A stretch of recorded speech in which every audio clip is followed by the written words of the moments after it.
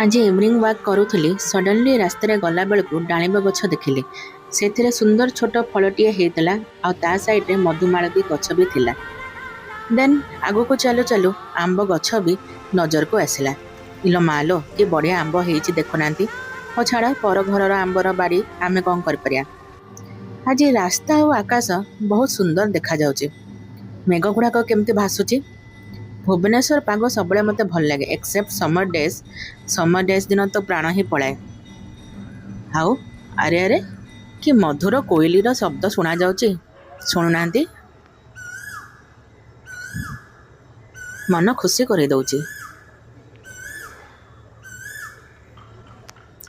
तापर आमे जाइके पहुँची गलु मार्केट रे।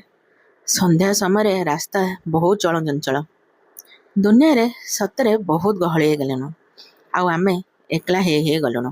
देखुना केते चकाचन दुनिया।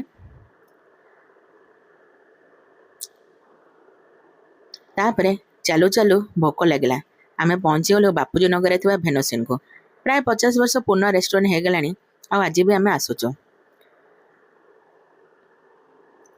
जाऊ जाऊ तांकर आमे किछि डिश मंगाई देलु जेमती कि मसाला पापड़, भेज स्प्रिंग रोल, पनीर मसाला डोसा आ ओनियन मसाला डोसा।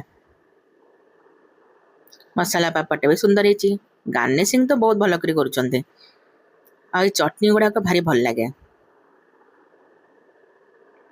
आ स्प्रिंग रोल गार्निशिंग देखो कि सुंदर। टेस्ट वाइज सब एवरेज थिला। चटनी और स्प्रिंग रोल ही तांकर मते भल लगिला। तापरे सही पाखरे थिबा निमापड़ा स्वीट्स को हमें पहुंची गलु आ माँ झील रसाबली खाईदेलु। Okay tata bye bye.